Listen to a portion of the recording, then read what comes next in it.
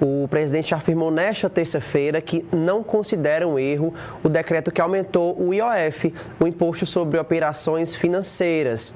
Em coletiva de imprensa realizada em Brasília, Lula admitiu, no entanto, que faltou diálogo com lideranças do Congresso antes do anúncio dessa medida. E ele prosseguiu. Lula falou que o decreto foi publicado em um momento político delicado e sem tempo para consulta aos aliados do Congresso Nacional, o que teria supostamente gerado um desgaste, segundo ele, desnecessário.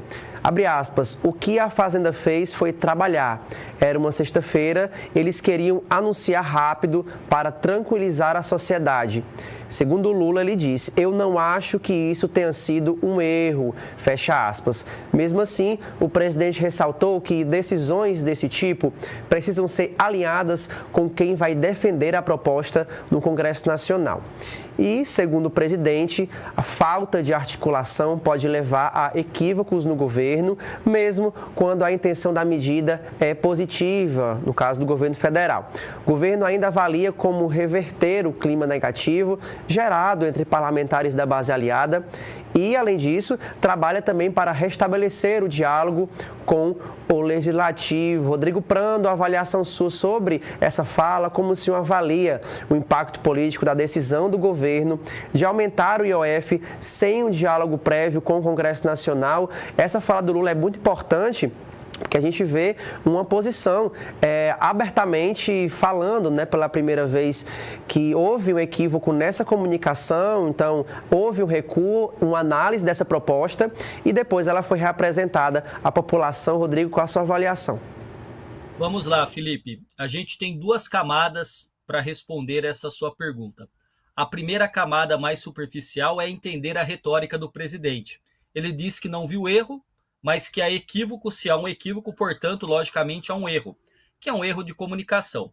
Então, veja só, governos costumam ter geralmente duas opções, ou eles são proativos ou eles são reativos. Infelizmente, o governo Lula, nesse terceiro mandato, é um governo reativo. Por quê? Porque ele reage e muitas vezes reage mal e tardiamente, como a gente viu, por exemplo, a demora no desligamento do ministro no escândalo do INSS. Então o governo tentou melhorar a sua comunicação, trazendo o Sidônio para buscar burilar a forma de se comunicar, mas entender o seguinte, Lula sempre foi um bom comunicador.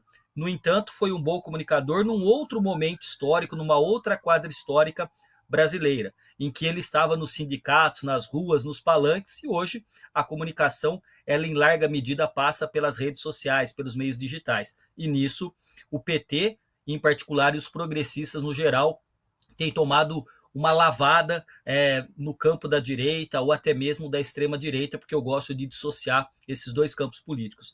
Agora, numa questão mais profunda, o presidente está admitindo que falta diálogo. E falta diálogo com a base, por quê? Falta diálogo com os atores políticos, por quê? Entre outros motivos, porque o cenário que o Lula se habituou a governar, aquilo que na ciência política se chama de presidencialismo de coalizão, mudou substancialmente. Mudou substancialmente porque, especialmente a partir do governo Bolsonaro, quando o Bolsonaro, durante a pandemia, poderia sofrer impeachment e o Arthur Lira segura todos esses processos de impeachment, o Arthur Lira praticamente recebe a chave do cofre e passa a manobrar as emendas parlamentares, cada vez mais robustas, fatias cada vez mais grossas do orçamento, o que tira, de certa forma, a atratividade do executivo, do governo, em termos de constituir uma base. Quando você pergunta para mim, da base aliada do governo, que base aliada é essa? Quem são esses aliados que de fato estão ao lado do governo 100% do tempo? Então o presidente tem negociado pauta a pauta, tema a tema, junto ao Congresso, e muitas vezes de maneira equivocada. Anunciar uma medida numa sexta-feira para depois ter repercussão negativa, ocorrer ruído, ter que voltar atrás, tomar reprimenda pública do presidente da Câmara, como aconteceu, e depois ficar trocando os afagos, mostra um desencontro não só de comunicação, mas de certa forma até mesmo de liderança.